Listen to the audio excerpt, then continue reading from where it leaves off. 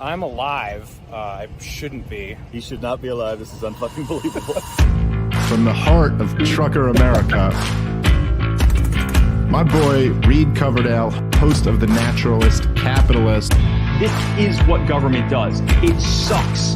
If you think you're going to win people over by stating commonplaces, you're just selling the other part. It is about dictating every transaction that you have for the rest of your life. Mr. Potato Head. Coverdale is the guy to be president of the United States. You intimidated me with your perfect 74 stat. That was the beginning of my problems. He died doing what he loved, chasing a minor. Well, I'll put a 50 cal attached to my Suburban. Libertarians need to get out of New York. The gulag is going to be in your house. This guy's a fucking murderer. He deserves to be in a Gotta dungeon. get him out of that truck at night and get him into the White House.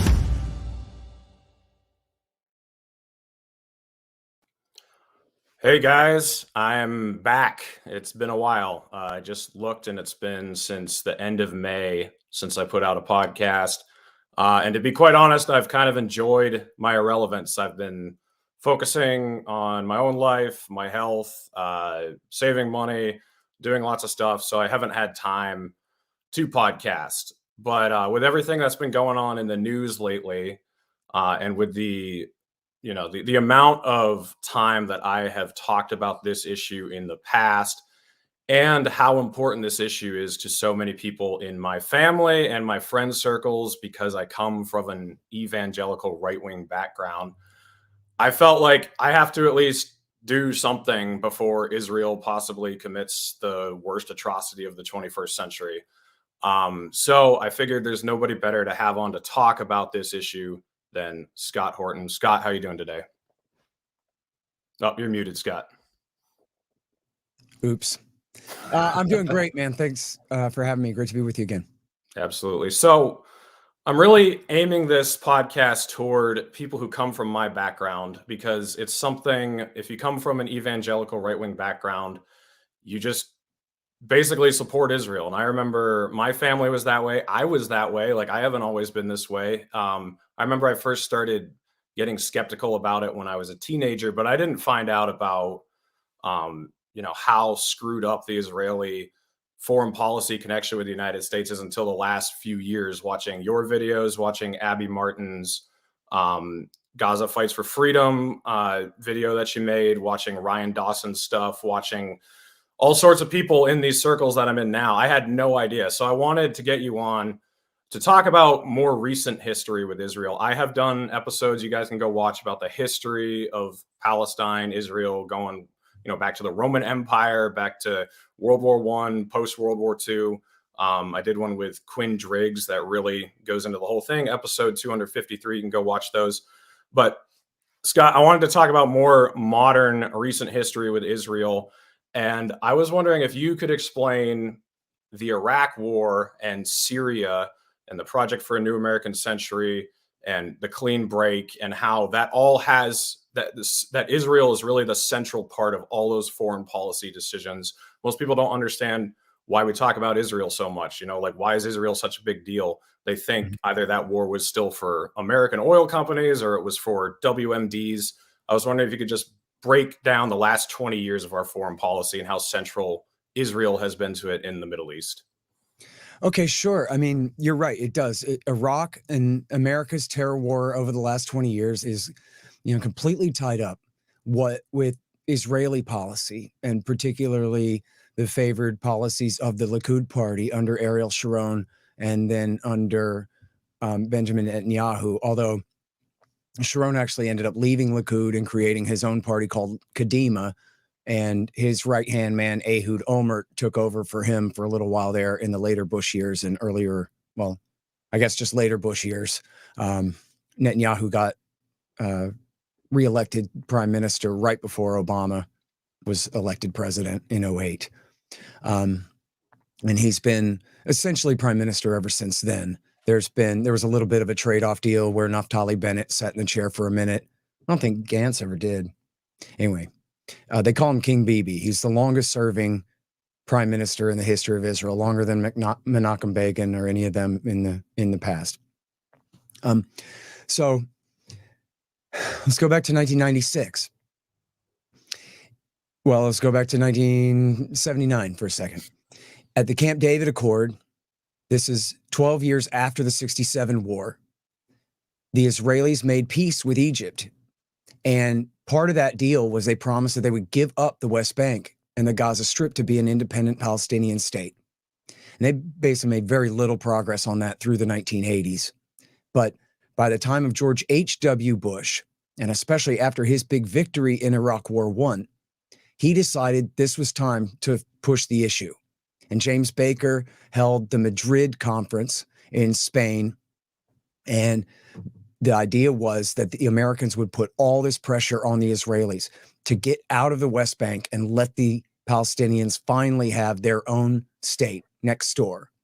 And people, I think, are confused about this a lot. Just, sorry to go off on this tangent for just a second, but when you read about the Israelis and the Palestinians, I mean, it sounds like the Palestinians have a country. Everybody has a country.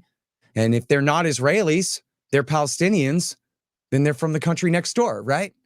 Except that, no, we're talking about a potential, eventual two-state solution because, in fact, they don't have their own country at all. They're Indians on the reservation, not the country next door. This is a very important point. They were beaten, conquered, licked, taken in 1967. Before that, after the 48 war, they had been under the control of the Jordanians in the West Bank and under the control of the Egyptians in Gaza. After 67, the Israelis took all that land and they took all the people too. But rather than giving them citizenship or then turning them loose and letting them have their own state, they just kept them under occupation this whole time. So George H.W. Bush, Ronald Reagan's vice president, who then became president, said, he and James Baker III said, this is the time to do something about this. And they, in fact, Bush had said something to the effect of, I really hate that Yitzhak Shamir. I sure wish the Israelis would hold some new elections. And they did. Immediately held new elections like in a week or something like that. I need to go back and check on this. But they did that, but then also they declared Bush the enemy. Bush had to go. And if you look at mondoweiss.net, you can find where Bush Sr. himself, in a talk, I believe at Texas A&M, blamed the Israel lobby for his defeat at the hands of Bill Clinton in 1992. Now, I don't know if he was implying that Ross Perot was part of that or not in the splitting of the vote there. I don't know about that. But he said that the Israel lobby went after him, 100% for trying to push through this Madrid conference. So I'm sorry, I'm getting to George W. Bush's foreign policy here in just a sec. So James Baker famously, I believe in jest, Reed, but famously said, F the Jews. They don't vote for us anyway. And somebody quoted him in print. Well, in print, it doesn't sound so funny. And that's true. American Jews vote Democrat anyway. They also have a lot of money. And the richest ones of them, of course, are more right-wing and vote Republican. Not this time, and donate Republican. Not this time. They all switched to Bill Clinton and supported Bill Clinton. Now, I have to tell you, I paid very close attention to the presidential election in 1992. I was very interested in it. I was just in high school. But that means, I wasn't reading the Wall Street Journal and, like in-depth, highest level stuff. I was getting a TV perspective the same as everybody else. And I got to tell you, the word Israel never came up, Reed. Nobody told us that, well, the Israelis have thrown their weight into America's presidential election this year, and they've decided they like the governor of Arkansas better than the sitting Republican president. That was not part of the public narrative, but that is part of what happened in the actual transfer of power there. The idea was they didn't want to go along. Bill Clinton comes in, and what does he do? He compels them to go along. And famously had Yasser Arafat and Yitzhak Rabin shake hands on the White House lawn and promised that they were going to, I believe this was before Oslo. Then they went, or maybe this was after Oslo. I'm sorry, the handshake. But anyway, they went to Oslo, Norway, and they worked out this deal. And the deal was that within about a decade, the Palestinians would get their own independent state on the West Bank, the Gaza Strip, and East Jerusalem. Well, then a Netanyahu fan shot and killed Yitzhak Rabin. Now, Rabin, to be perfectly clear about this, was not really proposing an actual Palestinian state. He was proposing something like statehood inside, almost in a way, inside an Israeli federal or confederal type system. Israel was going to still have control over their borders. They were going to be completely banned from militarizing and this kind of a thing. So it was going to be less than total sovereignty, but it was going to be by far a better deal than anything they've had on offer since then. But in 1995, a right-wing Israeli Jewish settler from the West Bank shot and killed Rabin. And his successor, Shimon Peres, didn't last too long. He was quickly replaced by Benjamin Netanyahu. He was elected in 1996 from the Likud party. As a right-wing nationalist, not so much like a religious kook party, more of a secular right-wing nationalist party. I mean, I don't want to say secular like they're anti-religious or something, but just they're not messianic, religious-based in their ideology. They're more secular and political than that. But so when Netanyahu came in, three or four or five guys, but three of them whose names you'll definitely recognize, came together and wrote a paper for Netanyahu. The principal author was a guy named David Wurmser. He later became, obviously, one of the founders of the Project for a New American Century with the rest of them, and later became Dick Cheney's foreign policy advisor. In fact, the first thing that they did was they sent him to the defense in the W. Bush years. They sent him to the Defense Department to fire a bunch of people who knew better. Then they put him in the State Department to put a leash around Colin Powell and his buddy Dick Armitage and work with John Bolton to marginalize their influence on behalf of Dick Cheney. And then he went to work directly for Dick Cheney as his Middle East advisor. And he was the principal author of this paper. It's called A Clean Break, a New Strategy for Securing the Realm. And it was actually written for an Israeli think tank originally. And Richard Pearl and Douglas Feith both also signed off on this paper. So there are kind of two or three main points to A Clean Break. And you can read it. I have it reprinted at my site, and you can find it online pretty easily. One of the points is something that will kind of ring properly in the ears of libertarians and neoconservatives. And that is that Israel needed to move away from their socialist economy toward more of a capitalist economy because it was a giant drain on their resources and was making them dependent on foreign countries like America for their defense. And if they would, undergo a little bit of shock therapy and transfer their socialist economy over to a more capitalist one, that would be beneficial for, Israeli strength and peace through strength and security through strength anyway, overall. And then they say in there with the ultimate goal of weaning Israel off of the American dole altogether so that they won't be dependent on the United States and American politics for their security needs. Well, see how seriously that part of it, stayed the doctrine. But the rest of it is like this. We need to overthrow Saddam Hussein in Iraq. And the reason why, everybody open up a map. Try to bear with me on this. Okay, I know it sounds stupid, but it's not my fault. It's David Wurmser's fault. Okay, he says, listen, the problem for Israel is that Iran backs Syria and Hezbollah in southern Lebanon, especially Hezbollah, which is the threat that ended up forcing Israel a few years later out of Lebanon entirely. They withdrew, I guess, 3 years later in 1999. But he says, listen, the threat to Israel is Hezbollah supported by Syria and Iran. The solution to that is to focus on overthrowing Saddam Hussein in Iraq. Huh? Well, that's stupid. That doesn't make any sense at all. Even on the very face of it, it doesn't make any sense. Saddam Hussein is a minority Sunni dictator sitting on top of a super majority Shiite country.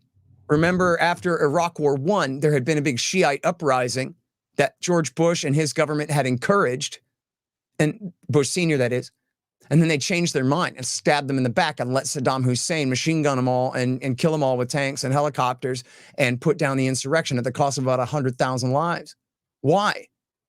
Because the Iraqis that had chosen Iran's side in the Iran-Iraq War started coming across the border to lead the revolution, to lead the Supreme Council for Islamic Revolution to overthrow Saddam. It wasn't just going to be a coup. It was going to be a Shiite revolution, was going to overthrow Saddam and take over that country.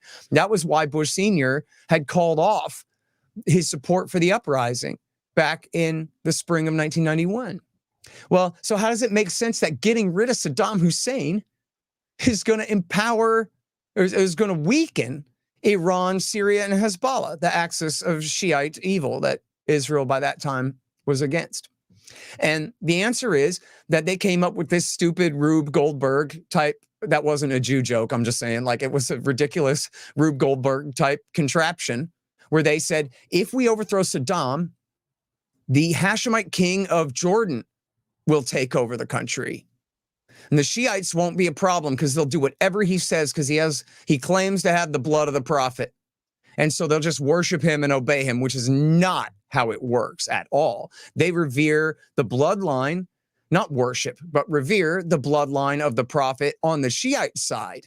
They have no allegiance to the Hashemite, Sunni, sock puppet kings of the British and the Americans, and never did. And in fact, when the British king, the British Hashemite king ruled Iraq in the 1920s, the Shiites had a fatwa that said everyone is forbidden from cooperating with his rule in any way, which is one of the reasons that he fell and wasn't able to maintain power. But David Wormser's an idiot, and he didn't understand that. And Ahmed Chalabi, the Iraqi exile, was telling him, don't worry, dude, it'll be great. And he mentions Chalabi. You see, there's a companion piece, Coping with Crumbling States. And then he actually wrote a book called Tyranny's Ally, America's Failure to Remove Saddam Hussein from Power, with a foreword by Richard Pearl. So those three all go together: A Clean Break, Coping with Crumbling States, and then Tyranny's Ally. It's all basically the same thing. And throughout all three essays, the name Ahmed Chalabi keeps coming up. Ahmed Chalabi, the Iraqi exile, who was wanted for embezzling millions of dollars in Jordan, was nothing but a criminal and a huckster and a liar, had fooled the CIA into thinking he was prepared to launch a coup against Saddam in 1995, and they put out a burn notice on him. This is why the Pentagon was working with him instead of the CIA. But this guy was just completely full of it. He's blowing smoke, telling these neoconservatives whatever they need to hear to justify doing a regime change in Iraq and putting him and his Shiite friends in power. And in fact, after the war, I urge people, if you're really interested in this stuff, read this article by John Dizard. It's in salon.com, which I know is embarrassing because that's like the wokest, dumbest website now. But back 20 years ago, they published actual journalism in there. And this guy Dizard is not a salon guy. He actually is a writer from the Financial Times. So he's not some hack. It's a very well-reported piece, I promise. It's called How Chalabi Conned the Neocons. How Chalabi conned the neocons. And there's a section in there, and don't anybody get mad at me, okay? I'm just quoting men quoting each other and things like this, all right? But John Dizard talked to a Lebanese businessman who was close to Chalabi. And the Lebanese businessman says to John Dizard, I asked Ahmed, what are you doing palling around with all these pro-Israeli neoconservatives in Washington? And Ahmed told me, don't worry. This is a quote of a quote here. Don't get mad at me. And Ahmed told me, don't worry. I'm just telling these Jews whatever they need to hear to help get us into the war. And we'll change what we're doing once we get the war to start. And that's in there. You can read it. It's in How Chalabi Conned the Neocons. So in other words, Ahmed Chalabi was lying to these men, premeditatedly lying to these men, fooling them into believing that an American and or Israeli regime change in Iraq, again, we're talking about the mid-1990s here still, that a regime change against Iraq would benefit Israel, and that the new Iraq would be a partner with Israel, and that the new Iraq would be dominated by a Hashemite king, and then later they changed that to Chalabi himself was supposed to be the new dictator under the neocon plan for the war under the W. Bush years when the war came later. And that they would rebuild the old oil pipeline from Kirkuk to Haifa in Israel, and that this was all going to be great. And in fact, Reed, I wrote about this in my book, Enough Already, the oil plan. People go, oh, the war was for oil. The war was for oil for Israel. It wasn't for America. The war was for oil for Israel. And get this, there's a guy named Gary Vogler who was, I believe he started out military and then became a civilian and was in charge of the Iraqi oil ministry. He's the American who spent more time in Iraq during Iraq War II than any other man. He was there helping run the oil ministry the whole time. And he read my book and its take on this, and he said, that's exactly right. And guess what? We at the Institute are now publishing his book.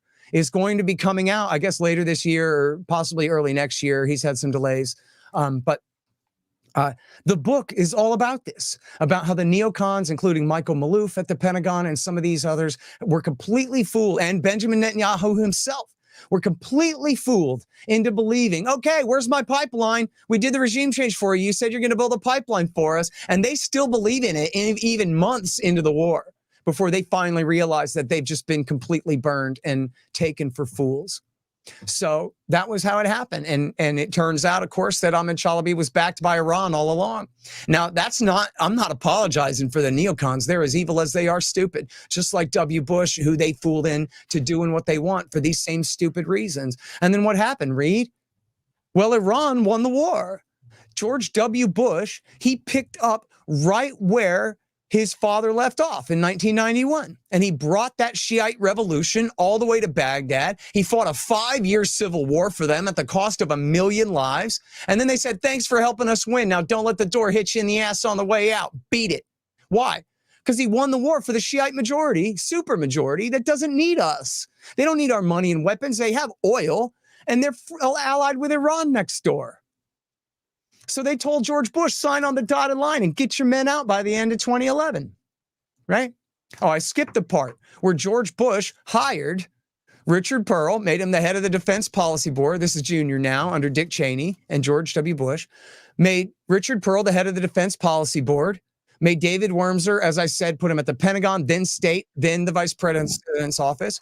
And they put Douglas Feith as the Deputy Secretary of Defense for Policy, where he was in charge of the Office of Special Plans, where they took the lies from Ahmed Chalabi's exiles and laundered them through and pretended they were intelligence and stovepiped it up to the president, the vice president, and to the media to lie the American people into war and make the American people believe that Saddam Hussein had advanced chemical, biological, and nuclear weapons programs. And he was going to turn these weapons over to al-Qaeda to use against us and our mamas at his very first opportunity. And that was why we had to launch this war. They called it a preemptive war to stop the conspiracy between Saddam Hussein and Osama bin Laden, where the former is going to give the weapons of mass destruction to the latter to attack the United States with. It was just an absolute lie, and they knew it was an absolute lie. The CIA had known and had reported very clearly there were no ties between Iraq and al-Qaeda, and in fact the CIA had to torture 2 men, Abu Zubaydah and Sheikh Ibn al-Libi, into pointing the finger at Saddam Hussein. They were both tied to al-Qaeda. Neither of them were actual real like al-Qaeda operatives, but both of them were associates of al-Qaeda, and that was close enough. I don't know why they wouldn't just make up the lie. They had to torture it out of these men. Say that Saddam taught you how to make chemical weapons. Okay. They cry under, Egyptian torture with CIA officers standing right there observing it all. And Gaddafi, by the way, when he was working for the United States before Obama betrayed him and murdered him, had murdered this guy al-Libi in his cell and called it a suicide on the Bill Clinton model, because that's how they do. But anyway,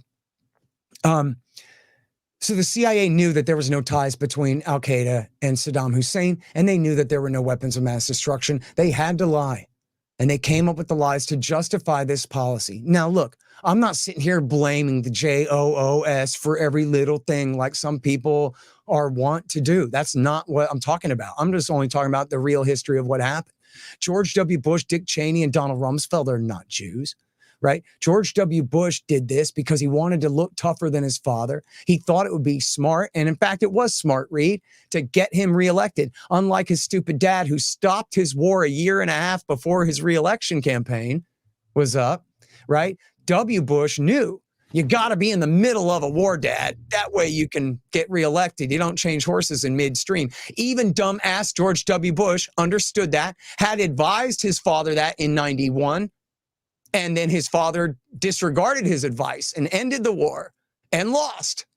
So W. Bush said, oh, see how smart I am? And he admitted it to Mickey Herskowitz.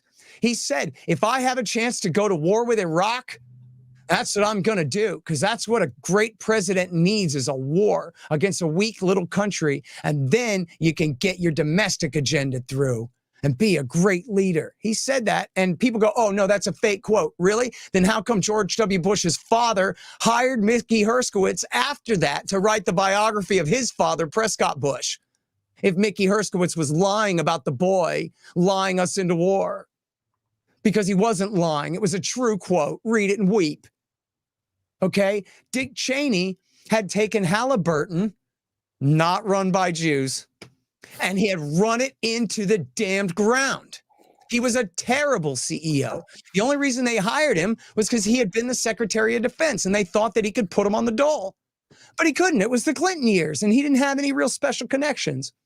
But as a businessman, he didn't know what he was doing. And so Cheney and his right-hand man, his COO, without doing their diligence, they had Halliburton buy Dresser Industries. The board of directors let them do it. You guys are in charge. Go ahead. They bought Dresser Industries. Well, guess what? Dresser Industries was about to be, I mean, they were literally weeks away from beginning to be held liable on billions of dollars worth of asbestos lung cancer claims. Okay? Mesothelioma and however you say that, and lung cancer. And Dresser was about to get their ass handed to them. And Dick Cheney bought the company a couple of weeks before the verdict started coming in, which is just the most boneheaded move in the history of business. It's an absolute catastrophe. And I don't know that they threatened to murder his entire family or anything like that, but I would advise you read that if you ever do business with those gangsters down in Houston that run Halliburton, that you deliver for the price that you had assured them, and you don't go and run their company into the ground. And I'm sure, you know, they probably didn't threaten him. Just he knew good and well. He had a job to do. And that was to become vice president of the United States, launch a war, and put Halliburton on the dole and transfer hundreds of billions of dollars of American tax dollars into their coffers to make up for the fact that he had nearly destroyed their business in the 1990s. Nobody ever talks about that. I don't know why. I think I had heard it somewhere, and then I looked into it and found it all myself when I was researching for the book. I don't know if anybody else ever really wrote about that angle of it, but I'm certain that this is, if you look at 1994, everybody type in Dick Cheney, 1994, Iraq, and you'll see he's being interviewed at AEI, and the guy asks him, because this was the Paul Wolfowitz, Richard Pearl line at the time, was, why didn't you go all the way to Baghdad? What, are you gay or something? You know, you sissy? So Dick Cheney is defending the policy of stopping the war, right? And he's saying, listen, if we'd gone all the way to Baghdad, we'd have been bogged down in urban combat trying to find Saddam Hussein, trying to form a new government to replace him. Meanwhile, we'd have had pieces of Iraq fly off, he says. Iran would come to dominate the South. Syria, he says, would like the West, which that's ridiculous. I don't know what he's talking about, that Syria wanted the West. It was only when Barack Obama backed the bin Ladenites in Syria that they seized eastern Syria and western Iraq. But anyway, and then he says, and we could have a real problem with our allies, the Turks, because of the Kurdish situation in northern Iraq, where if they have independence, that could cause a problem with the Kurdish population of Turkey, which we help our Turkish allies oppress their Kurds, of course, right? And so Dick Cheney explains to the AEI guy, no, it's not that we're sissies, it's that we're smart. We decided to call it off before everything went completely to hell, right? So he knows what he's talking about, right?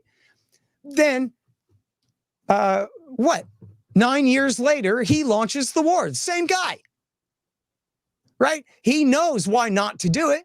He does it anyway. Why? For the money. So at this point, with what's going, oh, go ahead. I'll let you finish. Rumsfeld had been the Secretary of Defense before in the Gerald Ford years. And he is an ego unmatched in North American history, maybe, right? He wanted to go in there and show these guys who's boss. And people from this era might remember there was a big conversation going on in the militarist circles about transformation of the military. We're going to transform the military, but how are we going to transform it? I remember reading back then in the Wall Street Journal, Plan A, Plan B, and Plan C, 3 totally different ways. We're going to emphasize air power. No, we're going to emphasize naval power. No, we're going to do this. No, we're going to do that. It was a big argument. Well, Donald Rumsfeld had a position in that. He wanted to gut the land army and empower the Air Force and Special Operations Forces. His idea of the new order would be America goes in light and fast. We murder the central government of whatever country we're overthrowing with air power and special operations power, and then we leave. We don't want to stay. We don't want to get bogged down in one of these things. Light and fast.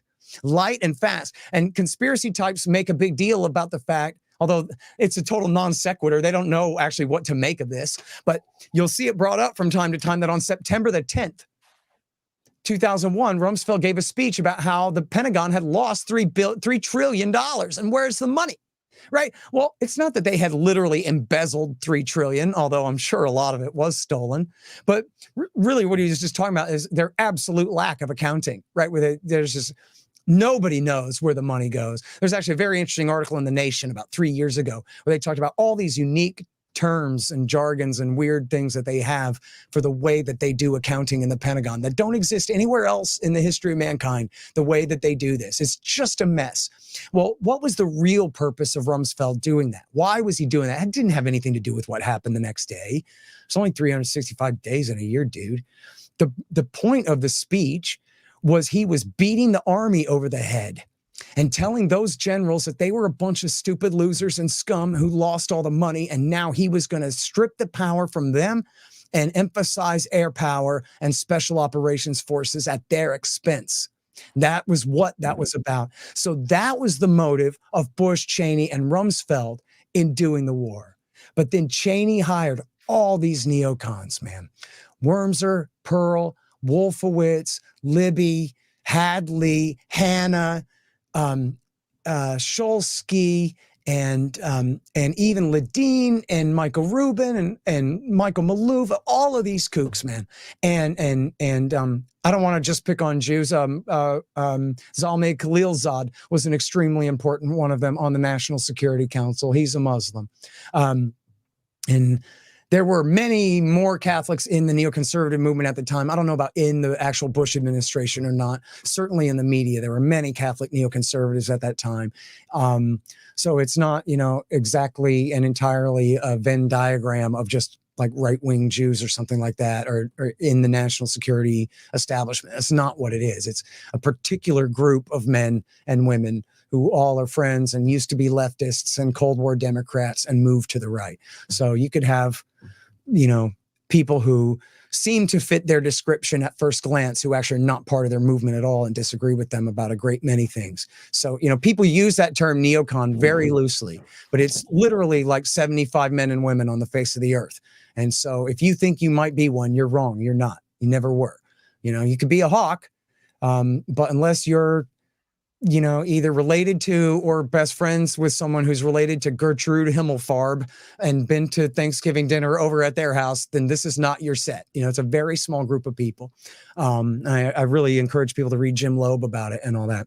So this is what started Iraq War II. And then just real quick, I know you had a thing there, but let me just say, because Iraq War II empowered Iran so terribly, that was when Bush, at Zalmay Khalilzad's insistence, Bush pivoted in 2006 to what they called the redirection. And that meant, oops, we really screwed up. The Israelis are upset that we've empowered the Shiites. The Turks are upset. The Jordanians are upset. And the Saudis are upset that we've empowered the Iranians and the Shiites in Iraq. So now what are we going to do about it? Right? And this is where the king of Saudi Arabia tells Khalilzad in the WikiLeaks, it used to be you and us and Saddam against Iran. Now you have given Iraq to Iran on a golden platter, right? We have silver platters. They have gold over there. And so what are you going to do about it? So that was when Bush switched back to Al-Qaeda. It wasn't Obama. It was Bush that switched back to the Saudi shock troops, bin Laden suicide bombers in 2006. And this policy saw, real expression with Barack Obama picking it up and continuing it in Libya and in Syria and in Yemen, where if George W. Bush's big mistake is giving Baghdad to the Shiites, Obama's going to try to take Damascus and Sana'a away from them and give it to the Sunnis, which, in Libya, they got the regime changed, but that wasn't a Sunni Shia thing. There's no Shia there.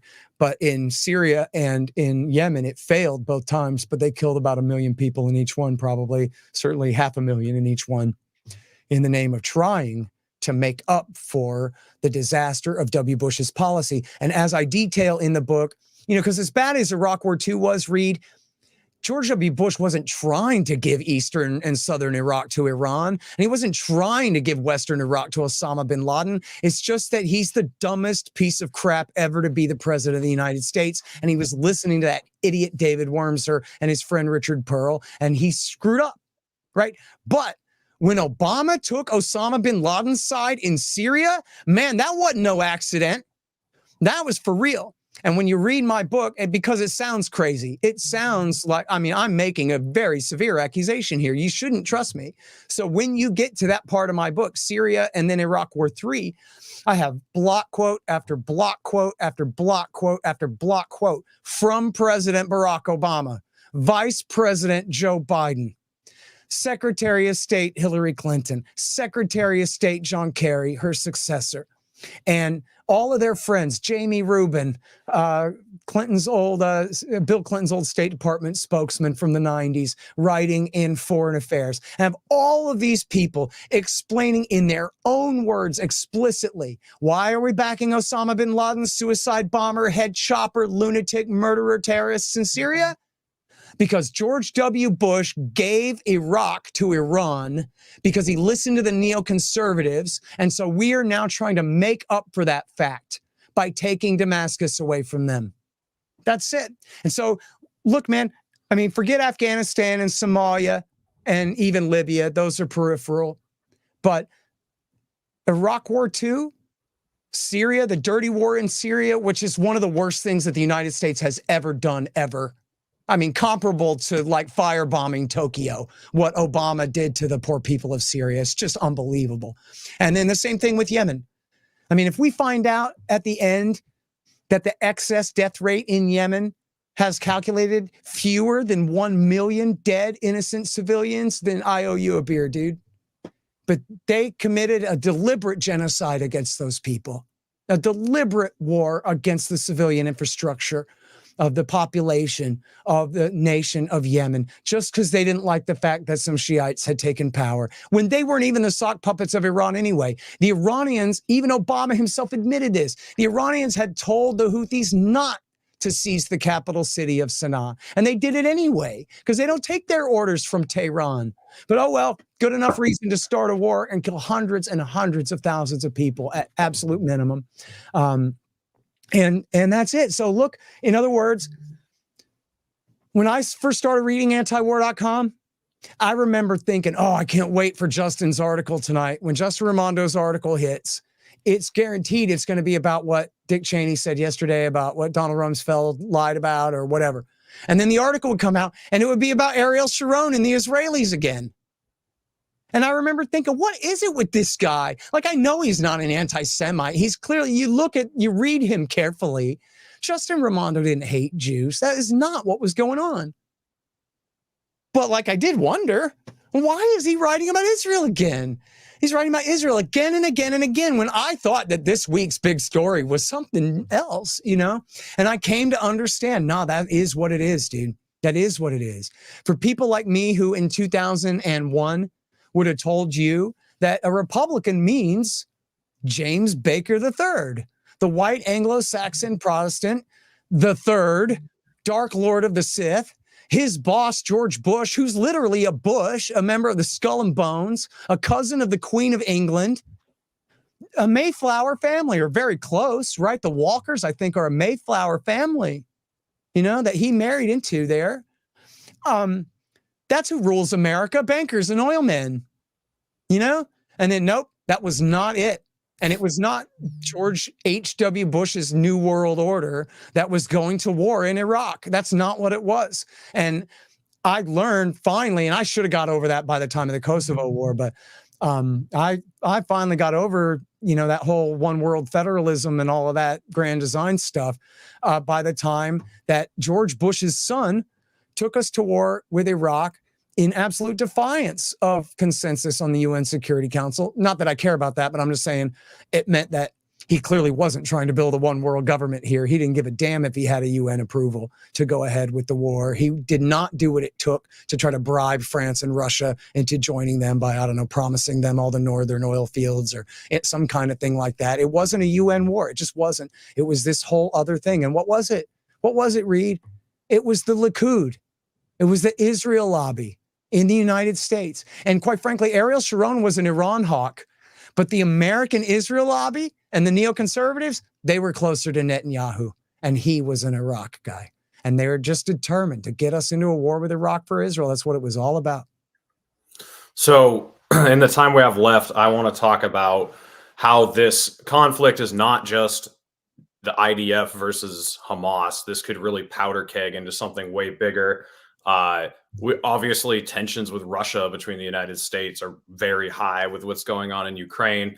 But if Hezbollah and Iran and Syria get dragged into this, which it looks like they might, those are all allies of Russia. And that makes things that much worse already. And then tensions are obviously high with China and North Korea. So over the next few weeks, what could this turn into if Israel really decides to just go in and completely level Gaza, which lots of surrounding powers do not want to let them do? Yeah. Oh, that's a good question. I mean, first of all, I think it's my best understanding, Reed, is I don't think that Russia has a real war guarantee alliance with Syria or Iran. You know, they have a rivalry with Iran going back, and they work together sometimes and against each other sometimes.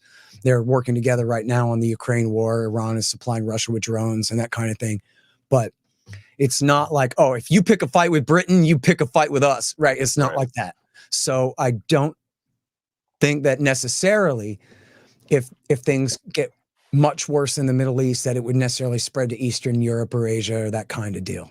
So a massive regional war that includes Iran and Syria and Hezbollah, and at that point, probably Iraq as well, and who knows what else, would be an absolute catastrophe with or without Russia.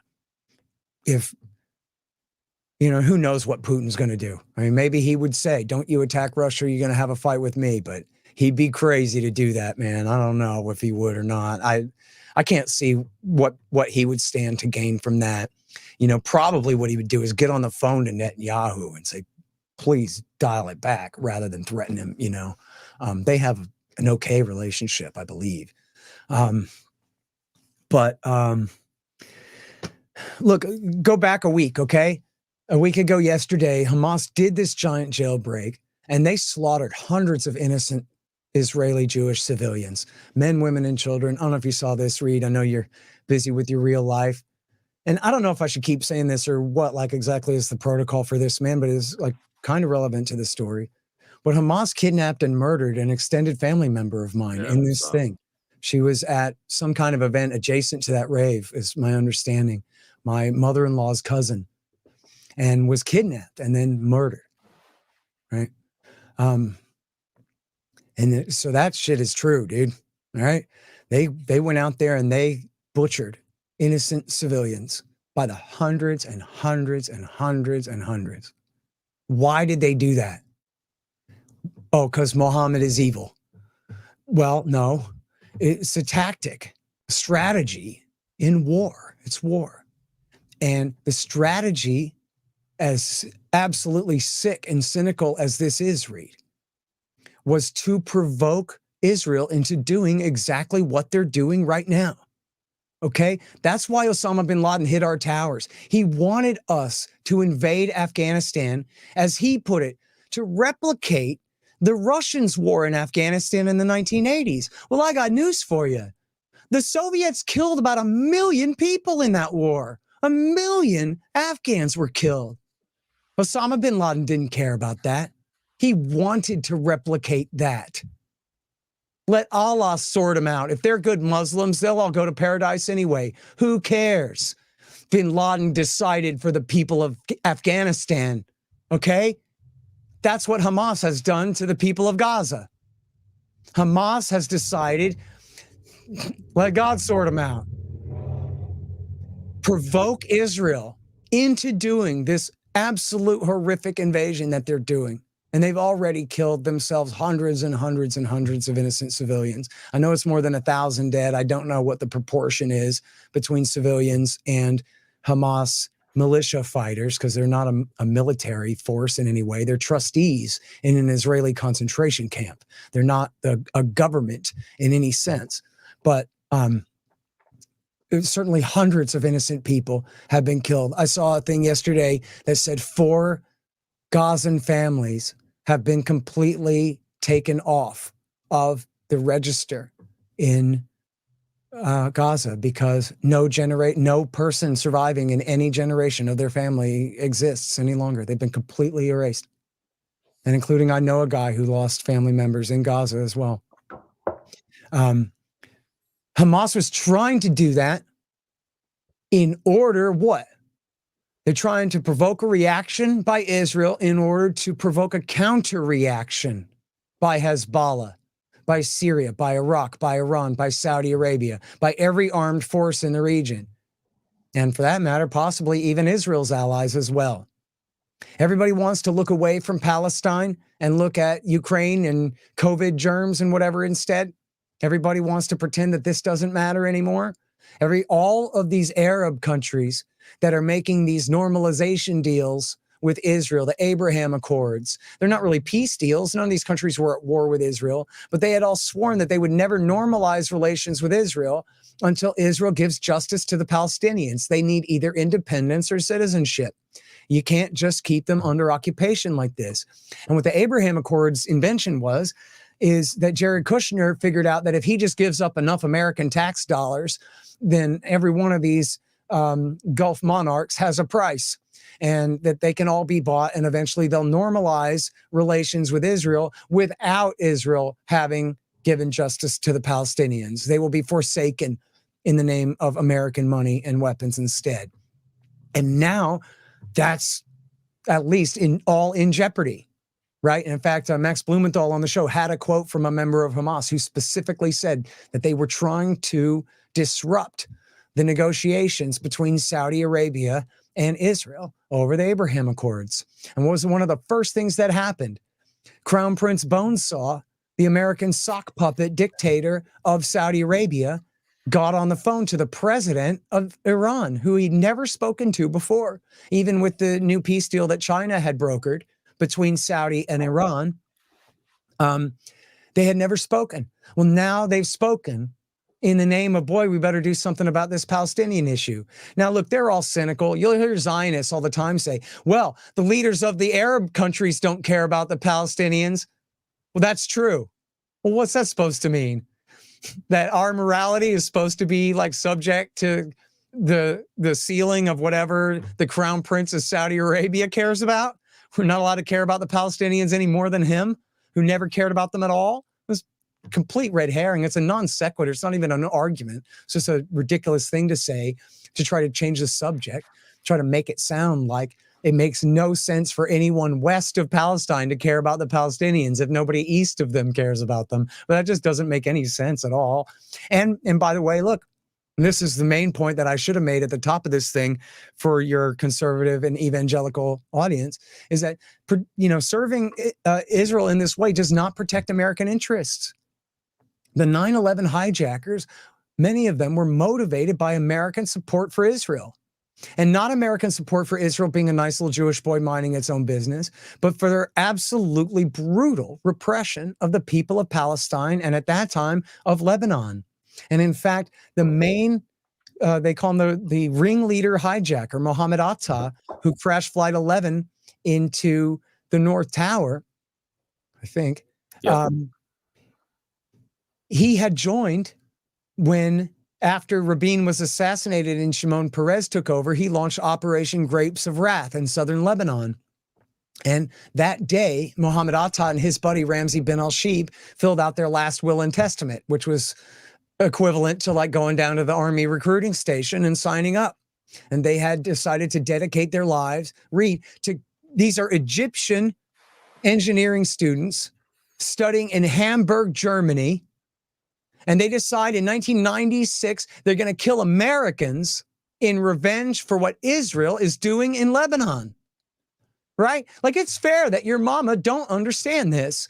And Lord knows, Bill Clinton and George W. Bush never explained the truth about what was going on and why this was happening. But that was what it was. And so the September 11th attack, in fact, those two guys who had wanted to fight America, they still didn't know what to do. What were they going to do? But then a few months later, in the summer of 96, bin Laden put out his, get this, declaration of war against the Americans occupying the land of the two holy places. Pretty subtle, right?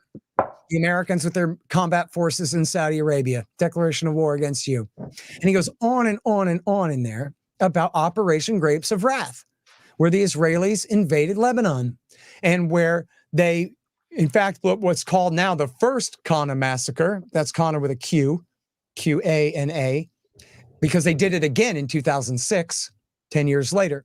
But in 1996, in the first Qana massacre, they shelled a UN shelter that had all women and children hiding in it, killed 106 of them.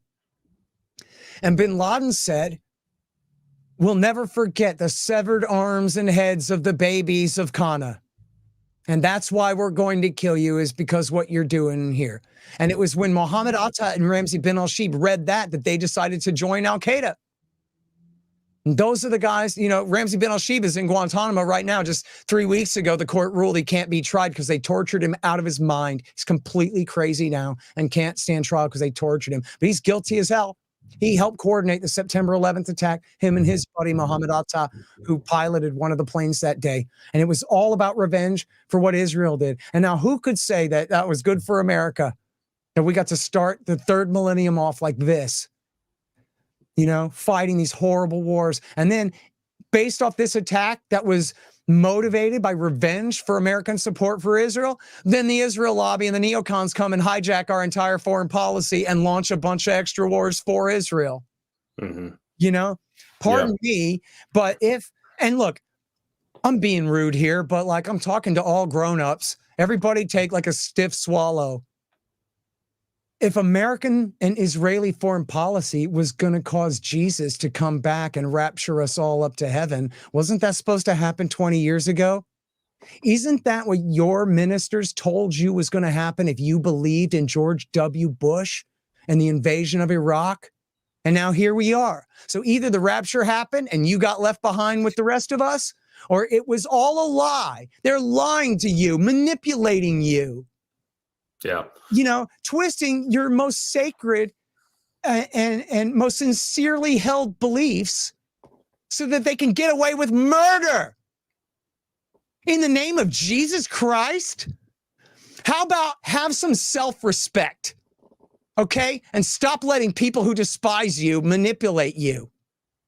And I don't mean Jews. I mean the government of Israel, and for that matter, the government of the United States of America. They want you to believe that all this magic is going to happen if only you let them kill? Is that really the lesson that Jesus teaches in the Bible? Oh, shit. It's so stupid. No one who really believes that Jesus said what he said in the Sermon on the Mount believes in what John Hagee says American foreign policy should be. You crazy? You know, lust for the blood of innocent men, women, and children? Not if you really believe you're going to face God on Judgment Day. If you're a Christian because that's your social set, fine. But if you really believe you're going to face judgment, let's hear some more about this bloodlust. Let's hear some more about turn Gaza into a parking lot, kill them all, let God sort them out, innocent men, women, and children. Because that's what your religious faith dictates? Protestant Christianity dictates that?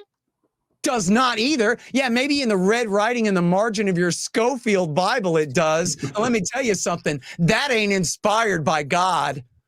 That's some cynical man just, you know, quite frankly, disrespecting you, taking advantage of you and manipulating you. The hell out of here with that. And I'm so sick of this. After 20 years of this, Reed, well, maybe now if we support Israel murdering children, then Jesus will come back and take us up to heaven. You know, I understand that nobody wants to die alone, but goddamn, man, it ain't right. And you know what? Assuming the quote's legit, Jesus said, by their fruits you shall know them. Is W. Bush a holy and righteous man? Well, he killed 4 million people. Wow. I wish that were the sermon going on in churches today, Scott. But I'm kind of skeptical. The last thing I want to ask you, I know you got to get out of here soon, is I hear a lot of conservative Christians worried about Sharia law coming to America. And like, they're always complaining about this massive migrant crisis of people going to Europe and coming to the United States and coming over our southern border or whatever.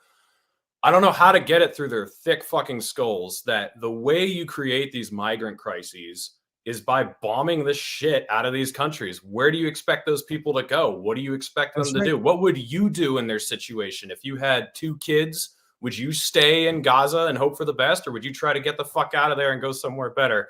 And it's not just Gaza, it's Syria. It's in South America where we might not be dropping bombs, but we stage coups and destabilize those countries. And do drop bombs. Yeah, I mean, not to the same degree, but I mean, what do we got to do? For all the right-wing tough guys out there, like, you ought to be tough enough to hear this straight, okay?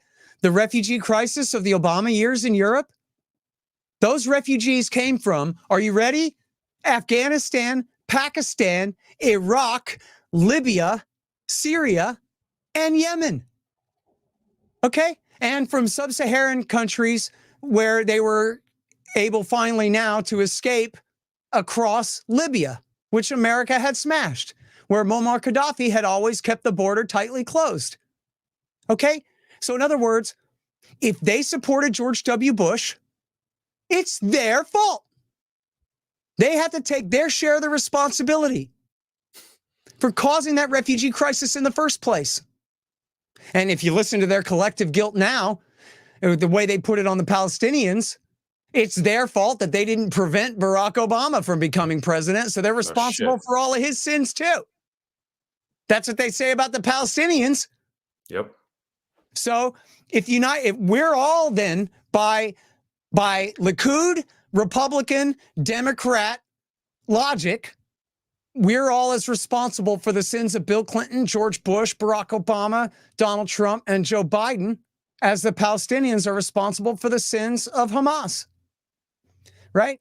And so, look, and never even mind that, but I don't actually even believe in that. I think that's completely stupid. It was George Bush and Barack Obama and I don't know. If people are like hardcore partisans for these people, then sure, take your share of the blame. But it's really the government themselves that launched these policies that destabilize these countries, destabilize the entire region, just as some of us tried to tell you all along was what Osama bin Laden was trying to get America to do for him.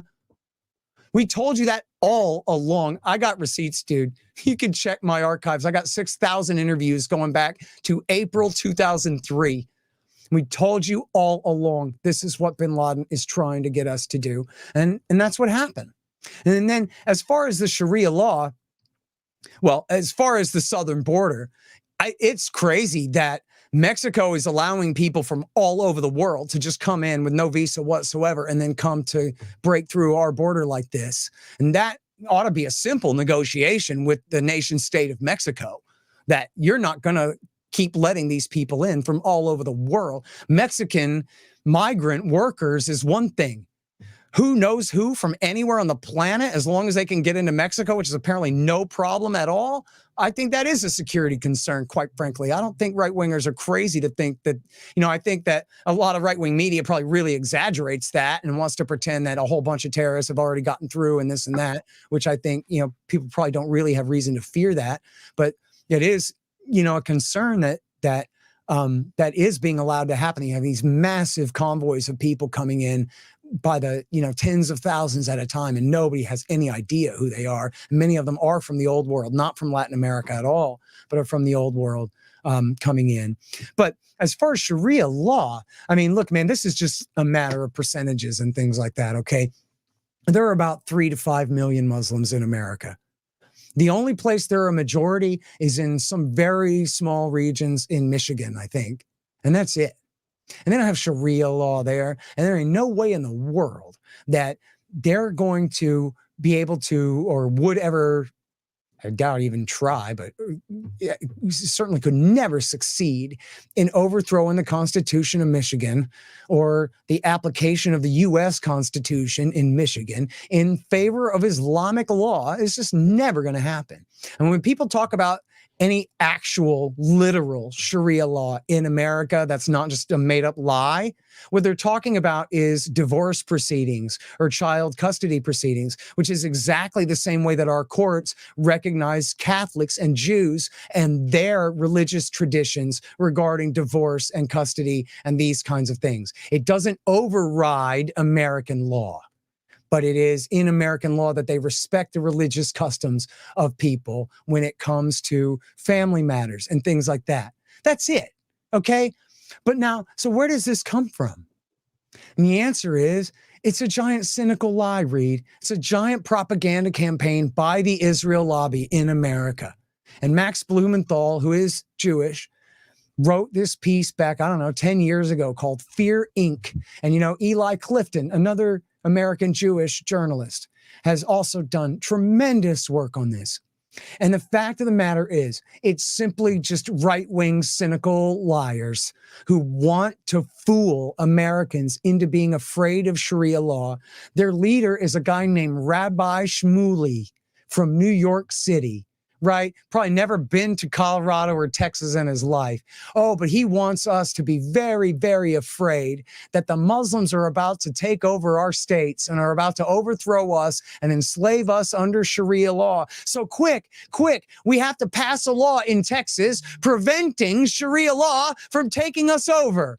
Right? And then people just assume, oh my God, apparently there's this real controversy where Sharia law is making some real headway and we're fighting back against that now. But that's not true. It was just made up. It's some New York rabbi has journed you in the brain, dude. That's all it is. Trying to make you afraid, like passing a law to protect the sky from falling, and makes you think that, oh, there's a problem with the sky. No, the sky is fine.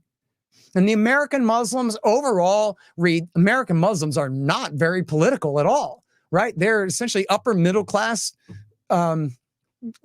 professionals and suburban dwellers. Some of their college kids, maybe like Palestinian kids in college, say some radical things or something like that. But most American Muslims are not very political at all. And where they are, they're kind of conservative Republicans, really. They're like, for example, you saw recently a bunch of Muslims protesting against all this woke gay stuff in public school. And they side with the Republicans on stuff like that. But you don't see them declaring jihad and all this. Hamas called for a day of rage across the world 2 days ago and said, I don't know the exact quote, so please forgive me if this is an exaggeration. I didn't do the work on this, but I had heard, tell about this, that they had urged people to attack Jews around the world. Well, how many Jews were attacked in America 2 days ago? Zero. The big headline was somebody drew a Star of David on a door in Germany. Like, we don't even know who did it. And it wasn't even a swastika. It was just like, oh, we're identifying this Jew by putting a Star of David on his door. I mean, if a Muslim or a Nazi did that, well, that's pretty insulting. But we're talking about a door. That was it in the entire Western Hemisphere, Reed. Okay? In the entire West. The Muslims of America didn't attack American synagogues. They didn't attack American Jewish community centers. Not one of them. Grabbed a gun and went and did something horrible. But it's not in their interest to do that any more than it's in their interest to try to install Sharia law in your state. It's a fantasy. It's a propaganda ploy to make you think, well, there must be some kind of controversy there. Why are they passing a resolution against Sharia unless Sharia was making some real headway? But it's just not. It's just to keep your head in the space where you believe that Islam is dangerous. And why? Because the Palestinians whose land the Israelis want to steal are predominantly Muslim. And so if you hate and fear Muslims, then they can get away with more land rustling. That's it, man. That's all it is.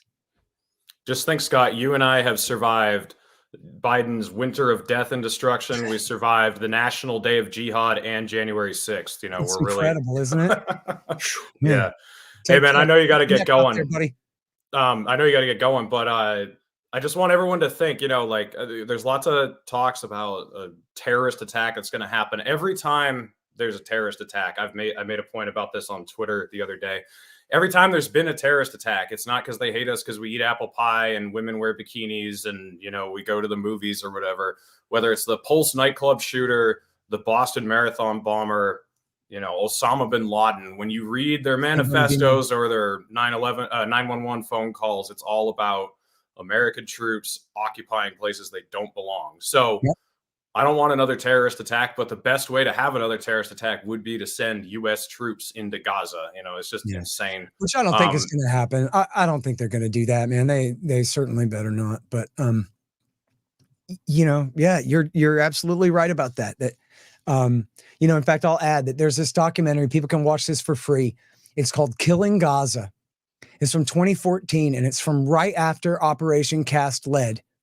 And it's Max Blumenthal and Dan Cohen, two left-wing American Jews, went to Gaza with a video camera and went around talking to people. That's all it is, man. It's just them showing you Gaza and interviewing people. And nobody says, by Allah, I swear to accomplish the jihad and cut the throat of the Jews and whatever. Nobody says that. Nobody. You know what they all say? They go, this is my private property and you can't have it. And that property over there, that was my father's property and you stole it and I'm going to get it back. In other words, they could be speaking any language in the world and they could be talking about any piece of property in the world. They don't say, it says in the Bible that God gave this land to us. That's what the Israeli Jews say, because they have to, because it's not their land. They had to steal it. So they need an excuse. But the people who already lived there, they just owned it.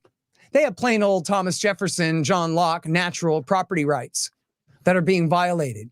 When people say it's a religious war, only on one side, the other side was already there. The other side has to invoke God in order to justify all their sins against the people who they're stealing from and killing and oppressing. Sorry, man. That's just the reality of it. Go watch Killing Gaza. It's free online. It's an hour and a half of two American Jewish leftists saying, hey, Mr. Arab man, what's your problem anyway? And then they go, well, I'll tell you. So what, you know, go read it and weep, man. Go look at it. See for yourself. They're not Al-Qaeda. They're not ISIS. And hell, you can't even, they look like Mexicans to me. I can't even tell the difference. I was raised around Mexicans my whole life. I'm supposed to somehow think like Arabs are some different kind of human being than just people. I don't know. I spent enough time living in the city. I was a cab driver, man. I met people from all over everywhere. And I just don't see them as any less human than me or anyone else. I mean, the true measure of a man is how good he is at skateboarding. And you could be from anywhere and you could look like anything and be a better man than me. Mm-hmm. So, you know, that's just the reality of it, dude. Yeah. Well, Scott, I got all your links in the description to antiwar.com, to the Libertarian Institute. I know you've got a book. I don't know if it's out yet or if it's coming out soon. Just want you to get to plug that. All right. So everybody go read. In the meantime, go read Enough Already, Time to End the War on Terrorism.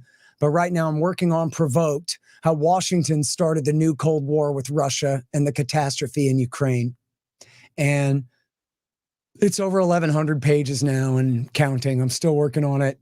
I got a couple editors already helping me. We're going to try to cut it down to a reasonable length somehow. But it's everything that Bush Sr., Bill Clinton, George Bush Jr., Barack Obama, Donald Trump, and Joe Biden did to make things the way they are in America's relationship with Russia now, including the Bosnian, the Balkan Wars and all the color-coded revolutions and every kind of thing in there. I hope it'll be done by early next year. I don't know. But you know what I'm going to do too, though, is the Russiagate section. I should have said this at the beginning of our show so that all your right-wing evangelical audience members will like me. I'm putting out a book on the Russiagate hoax first. It's about 120 pages of the book is just the Russiagate hoax. One subsection of the Trump chapter is 120 pages. And it's just me debunking every single bit of the lie that Donald Trump was a Russian agent or installed in power in 2016 somehow by the Russians. And that is, I'm going to put that out first as kind of a standalone book. Maybe I'll do like Tom Woods and make it like an ebook, kind of a gimmick sort of a thing, and get people to sign up for my email list or some kind of deal. I don't know what I'm going to do, but try to get that thing out so that people aren't mad at me that Provoked is taking so long. And just because it does kind of stand alone by itself anyway. And I'd like for it to, even just standing alone, the Russiagate section, maybe even to have a bit part in the conversation in the coming election. That, you know, they talk about how you're not allowed at all. Well, nobody on the right is allowed to talk about how anything in our American elections could be less than perfectly up and up. And yet look at how they framed a major party candidate for president for treason. And then instead of dropping it, they kept it going after he was nominated, after he was elected, and after he was sworn in. They kept it going for another 2 years. It's the most unbelievable story. It really is just incredible. It's not in a violent way, but just in the way it offends my sense of truth. It's like Obama's war in Syria, right? It's just unbelievable what they did in the way that they framed Trump for treason. And I'm gonna prove it for you. And that'll be coming out soon. I'm not exactly sure. I might just call it the Russiagate hoax and just put it out, you know, as blatant as can be there, sooner than later. So just keep your eye on the Libertarian Institute. And by the way, look, I said Libertarian Institute. We're publishing 4 books this month, dude. We just put out Joseph Solis Mullen. He wrote a book called The Fake China Threat, and it's very real danger. We got Keith Knight, wrote Domestic Imperialism, 9 Reasons I Left Progressivism. Isn't that great? Domestic Imperialism. I love it. Such a wonderful book too. And then get this, we got the great James Bovard, author of Lost Rights and Feeling Your Pain and the Bush Betrayal and Attention Deficit Democracy. We're putting out his book, Last Rights, The Death of American Liberty.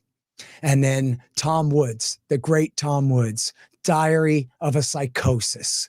And I'm sorry I forgot the exact subtitle, but it's something about how public health went crazy and failed us during COVID. And all those coming out this month, or like maybe early next month. But so we're really on a roll over at the Libertarian Institute. We just put out Lori Calhoun's great book, Questioning the COVID Company Line, which is also absolutely fantastic. So check out the Institute, check out my show. I got 6,000 interviews going back to 2003. You want to check my work, it's all there for you at scotthorton.org. And I guess that's about it, dude. All right, Scott, thank you for joining me today. Everyone go check him out and check out his stuff. It's going to be way better. I don't know when I'm going to be doing another episode anyway. So this is the guy to listen to currently, the Libertarian Institute, everyone that works there. Thanks for joining the show, Scott. Thank you, Reed. Good.